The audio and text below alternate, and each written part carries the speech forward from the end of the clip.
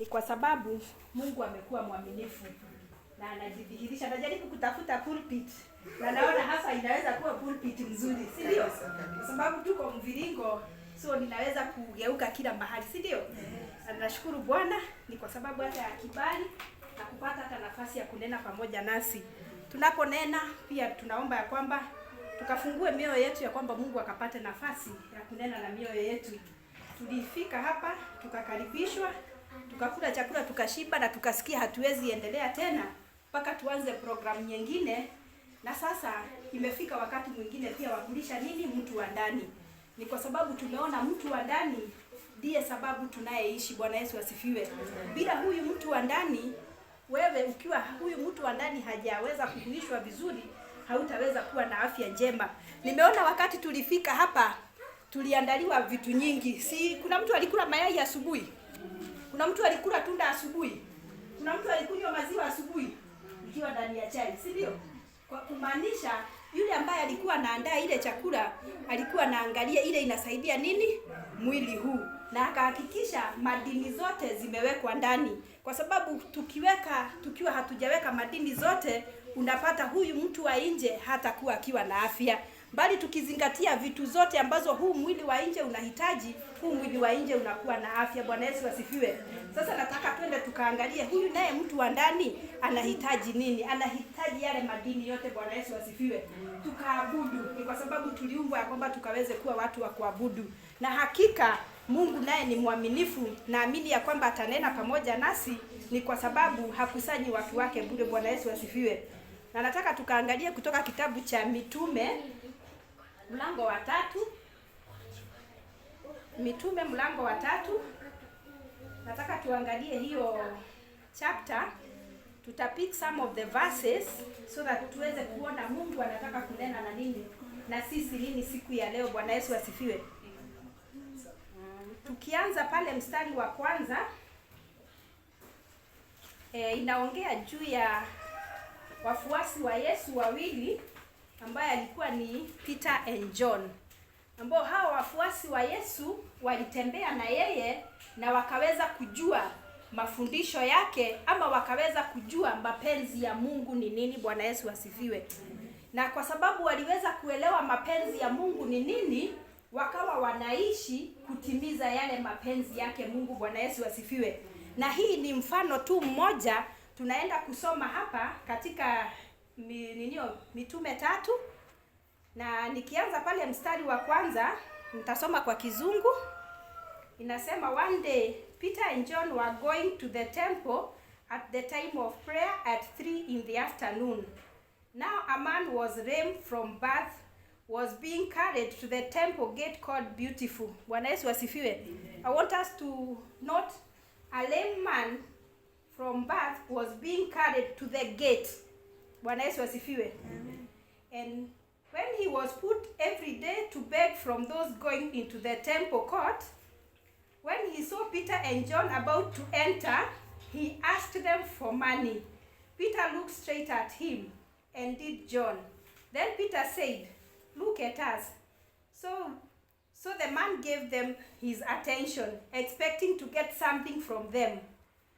Peter then said, "Silver and gold I do not have." Also note that. "But what I do have, I'll give you." Note that. What I do have, I'll give you. In the name of Jesus Christ of Nazareth, walk. Bwana Yesu asifiwe. Taking him by the right hand, he helped him up, and instantly the man's feet and ankles became strong. He jumped to his feet and began to walk. Then he went with them into the temple court, walking and jumping and praising God. When all the people saw him walking and praising God, they recognized him as the same man who used to beg at the temple gate called Beautiful. Bwana Yesu asifiwe.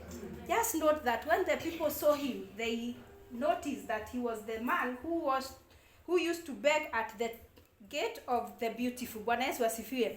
And they were filled with wonders and amazement at what had happened to him. Taka turuke kidogo, verse 12.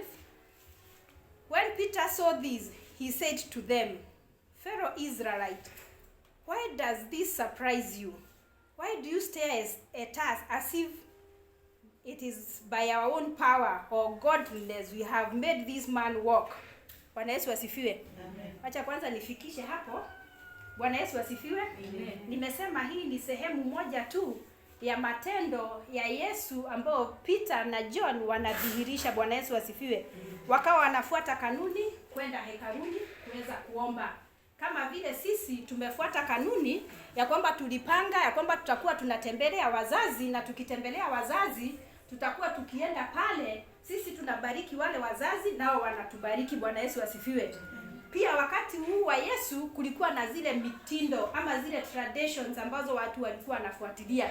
Na kama ulikuwa umetembea na Yesu, ulikuwa unajua Yesu anataka nini, kwa hivyo ungeweza kutekeleza ile. Bwana Yesu asifiwe. Na tunaona hawa wafuasi wake wawili, wakati walikuwa Yesu amewaacha, tunaona ya kwamba waliendelesha kazi yake. Na tukawa tunasema hapa wakati tulikuwa tunafanya introduction, Bwana Yesu asifiwe, tulikuwa tunasema maombi ni kitu ya muhimu na maombi inaweza kutusimamisha. Bwana Yesu asifiwe. So hawa Peter and John wakajua ya kwamba maombi ni ya muhimu, kwa hivyo wakaendelea kufuatilia ya tradition ya kufanya nini, ya kuomba. And as they were praying, wakati tunaomba, maybe what do we expect? Tuna expect ile kitu nimeitisha Mungu aweze kunitimizia, si ndio? Tukatamka hapa tukasema yale majina ambayo tumeitanishwa nayo yanafaa kuwa yanafanya kazi ndani ya maisha yetu. Ndugu Karimi akasema nini? Ati vile sasa nyinyi mumeitwa blessed ama mumeitwa lovely, mkienda mkichota zile baraka, si mwanze kumanifest zile baraka. Bwana Yesu asifiwe. So wakati unaomba, si unaomba kusudi sasa wakati umeomba upate majibu ya yale maombi, na ukishapata majibu ya yale maombi, si una manifest in that answer to your prayer. Bwana Yesu asifiwe. So as this John Peter were going to the temple, as it was in their tradition, wakawa kuna mtu alikuwa anahitaji. Bwana Yesu asifiwe.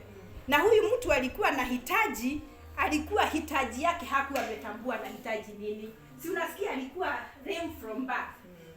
And every time tunasikia alikuwa anabebwa anapelekwa to the beautiful gate. Na beautiful gate alikuwa anafuata nini? So that kwa sababu wale watu wanaingia kanisani si watu wazuri. Sisi ambao tumeokoka sisi tu watu wazuri.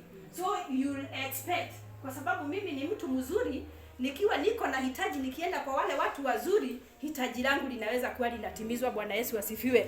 But nataka tujiulize siku hii ya leo, ujumbe wangu nataka tuulize, tunatazama wapi? Bwana Yesu asifiwe. Wakati wewe uko na hitaji, unatazama wapi? Bwana Yesu asifiwe. Kwa sababu ukimiss mahali unatazama, si unaona tajibu yako pia unaweza kuimiss, ama ukapata ile jibu amiss. Bwana Yesu asifiwe.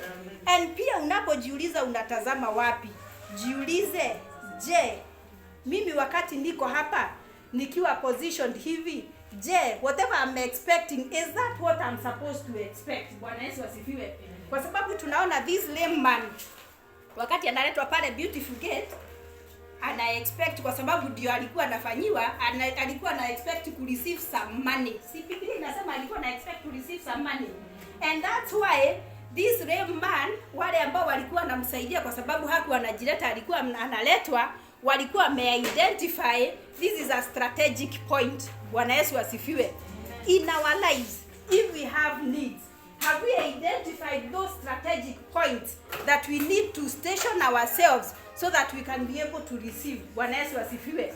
And the strategic points ni gani? Ni mahali nitaweza kufanya nini? Kuconnect. Because if I'm not in the strategic point, I will not be able to connect. But this lame man, wale walikuwa wanamsaidia, wakawa wameidentify these people kwa sababu ni tradition yao. Wanakujanga hapa kila saa 9 wataingia, kumaanisha hakuna siku atamiss kupokea nini? Ile pesa ambayo itaweza kumfanya nini? Kumtengeneza. But when Peter and John came, Bwana Yesu asifiwe. See, we are saying these were the disciples of Jesus. And we remember Peter, for him to be that strong disciple, alitembea na Yesu mpaka akaambia Yesu hawezi muacha. Tukisoma kule Luke, akawa anaambia Mungu siwezi kukuacha. Lakini Mungu akamtazama akamwambia, before the cock crowed 3 times, utakuwa umenikana mara 3. Bwana Yesu asifiwe. Na si ilifanyika hivyo. Na alipo realize ya kwamba amemkana, kwa sababu mimi nimekuwa nikitamka wokovu, lakini kitu kidogo tu ninatishiwa, naambiwa, kwa sababu tunasema ni mpaka tuwe na misimamo. Bwana Yesu asifiwe. Natishiwa, naambiwa saa hii si wakati wa kutangaza wokovu. Lakini na mimi nikiangalia yale mazingira niko, kweli ninaona kuna hatari nikitangaza nini? Wokovu. Je, ninanyamaza? Peter wakati huo akanyamaza na akaweza kukana huyu nani? Huyu Yesu. Lakini alipo realize alijirudia, na alipojirudia akalia, na Yesu akamfanya nini? Akamsaidia. Bwana Yesu asifiwe. Na sasa hapa tunaona wakati Yesu alipoondoka waliendelesha matendo yake. Na ndio maana walipopata ule the lame man that was in the beautiful gate, they told this man, look at us. Bwana Yesu asifiwe.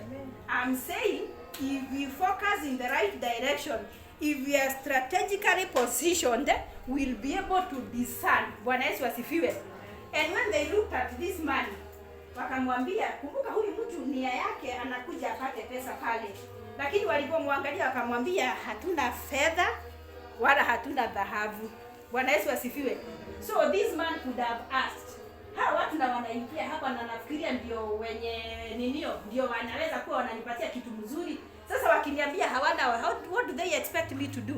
But I want to thank God, because Peter and John had walked with Jesus and they knew ukitegemea huyu Yesu hakuna jambo utaweza kukushinda. Bwana Yesu asifiwe. And this man had stayed in this comfortable zone for the rest of his life since he was born, because tunaambiwa he was lame from birth, na akawa tu ako comfortable. Lakini yeye jibu yake alikuwa anatarajia apewe pesa, but akamwambia ile tuko nayo ndio tutakupatia. Bwana Yesu asifiwe.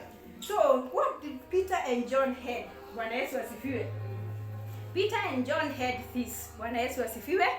Tukiangalia verse 6, Peter said, silver or gold I do not have, but what I do have I give you, in the name of Jesus of Nazareth.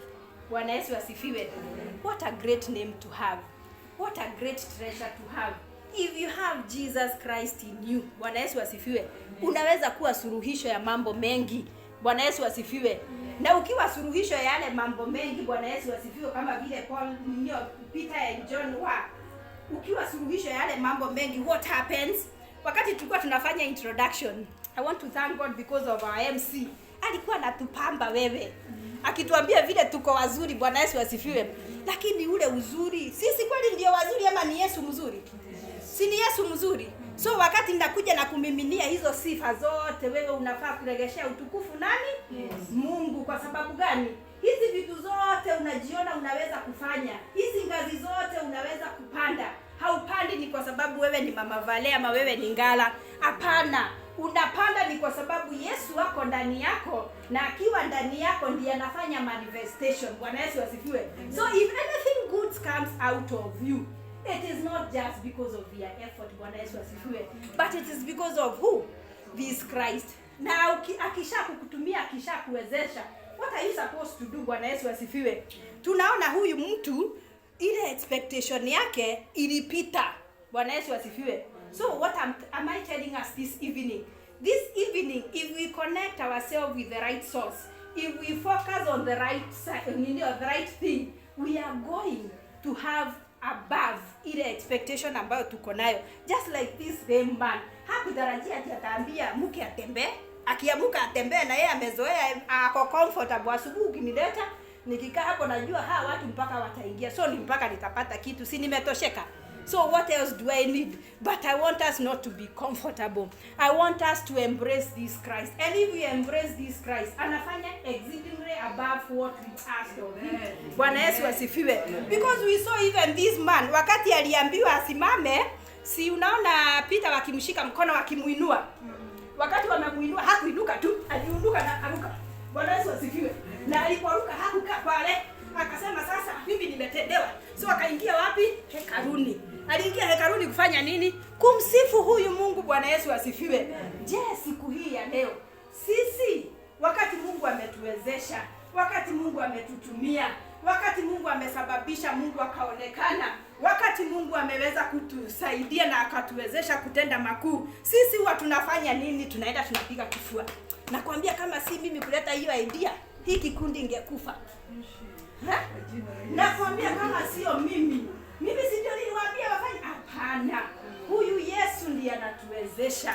Na anapotuwezesha, wacha tusije tukapokea utukufu wake. Ni kwa kuwa tukipokea utukufu wake, tunajiitia laana katika maisha zetu. Wacha Mungu akatusaidie. Tukaseme kama Paul na Peter. Tukaseme kama Peter and John hapa. Tukiangalia verse 12. Tunasema si unaona alipoingia kusifu, wale walikuwa naenda kila siku, tunaingia kanisani tunaenda kusifu. Tukalia rais huyu mtu sije tunamwachanga pale kwa gate, tumemwachia coins zetu. Lakini sasa hii leo tunasifu pamoja naye. Bwana Yesu asifiwe. Wakalia rais na wakaangalia wakashiba imekuaje. Mpaka sasa akina Peter na John wanashangaa. Si I thought tukiingia kanisani sote tunaamini. Na tukiamini kwa sababu tunakuja kuomba, si Mungu anajibu maombi. So si Mungu amejibu maombi haya. Na kwa nini tena tushangae na sote ni Wakristo? Bwana Yesu asifiwe. Kwa nini jana mahali nilikuwa ukiona leo nimeinuliwa unauliza huyo mama pale kwani alifanya nini? Bwana Yesu asifiwe. Si ushukuru Mungu, ujue ya kwamba Mungu amejibu maombi. Bwana Yesu asifiwe. Na usifu pamoja na mimi, unikubali niingie katika ile sako sasa nimeinuliwa to the next level. Bwana Yesu asifiwe. So wacha Mungu akatusaidie ya kwamba tunapo focus in the right direction, tunapo embrace huyu Yesu, anapotutendea na tupatia exceedingly above what we expect. Bwana Yesu asifiwe. Anapotupatia what are we supposed to do? Tunaenda pale mstari wa 12. Tunaona when Peter saw this, he said to them, Fellow Israel, why does this surprise you? Why do you stare at us as if it is our own power or godliness that has made this man walk? Bwana Yesu asifiwe. So wacha tusijiletee utukufu. Ni kwa ajili ya yale Mungu anaweza kutusaidia kutekeleza. Wacha tukapatie Mungu utukufu wake. Na tunapompatia utukufu wake, naye Bwana anaendelea kutufanya tuwe strong. Bwana Yesu asifiwe. Ukiangalia verse 14 inasema, by faith in the name of Jesus, this man whom you knew was made strong. Bwana Yesu asifiwe. So Peter and John don't want to take the glory of God, but they are saying it is by faith that this person received his miracle. Bwana Yesu asifiwe. Kwa hivyo hata na sisi tunapo focus on Jesus, we are going to receive answers to our prayers. And as we receive answers to our prayers, it will not just be what we are expecting, but it will be exceedingly above what we are expecting. Bwana Yesu asifiwe. Na tukienda hapo pia Matendo ya Mitume 14, tunaona pia habari kama hiyo tena pale 14. Tukianza pale namba 8, inaongea bado juu ya nani?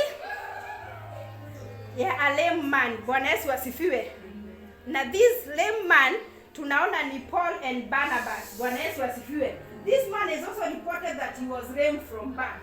And when he was lame from birth, when he received his miracle, the same thing that had happened in Act 3, that these people wanted to give glory to these men that are being used to bring salvation to these people, that are being used to bring a difference to the life of these people. They want to give them the glory. Bwana Yesu asifiwe. But what do we see these servants of God or these disciples of God doing? They don't take the glory back to themselves, but they are giving glory back to God. Because we are seeing in this chapter 14, this lame man when he was healed, hawa watu wakaona ni kama miungu zao zimekuja.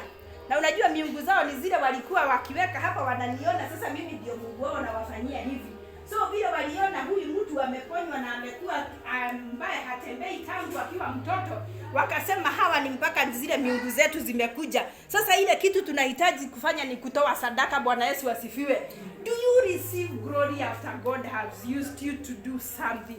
Bwana Yesu asifiwe. My challenge this afternoon, this evening, tusiweze kupokea utukufu wake Mungu, bali tukamweze kumregeshea utukufu katika yote. Na wakati tutajifundisha kuregeshea Mungu utukufu, hakika hatutabakia pale ametutendea. Ataweza kutuinua from one glory to another, na tutaweza kuona Mungu katika maisha yetu, na maisha yetu haitabakia the same. Kwa sababu tunaona this lame man, when he was healed, we never again read that he went to the beautiful gate. But what we have learned is that he went inside the temple and he started praising God. Bwana Yesu asifiwe. Kwa hivyo tunapojiunganisha na huyu Yesu, anatubadilishia status yetu. Bwana Yesu asifiwe. Anatufanya tukawe watu bora kuliko vile tulivyo. So wacha Mungu akatusaidia, akatuwezeshe ya kwamba ni kwa sababu Mungu ataendelea kututumia kufanya mambo makubwa. Nimesikiza wakati tulikuwa tunafanya introduction. In fact, we have said so many good things, and may these good things come to pass in our lives in the name of Jesus.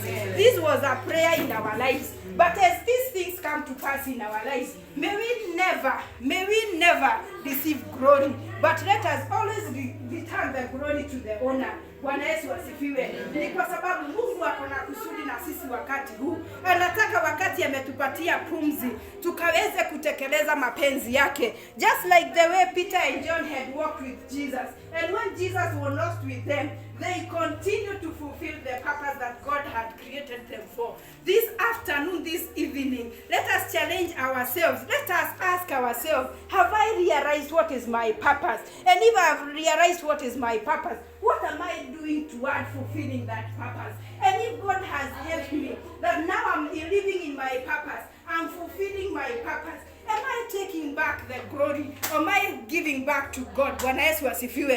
Kwa sababu jioni ya leo Mungu hataki tupate utukufu, lakini anataka yeye akaweze kuregeshewa utukufu. Nataka kushukuru Mungu ni kwa sababu ametukusanyisha mahali hapa tukaweze kutafuta baraka kutoka kwa mzazi. Hili ni jambo jema, ni kwa sababu Mungu anatuambia kwamba tukaheshimu wazazi wetu.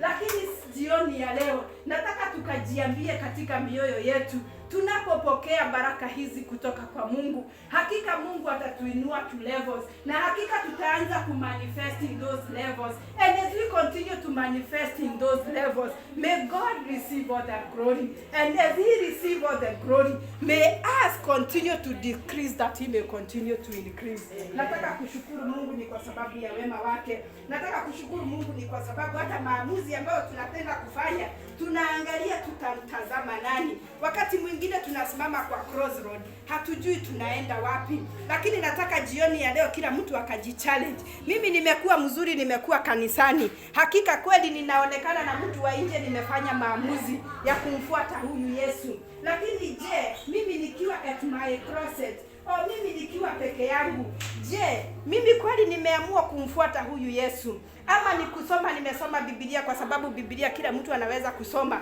Ama mimi nikiwa peke yangu, je, huu wokovu unadhihirika katika maisha yangu? Bwana Yesu asifiwe. Niko hapo kwa crossroad.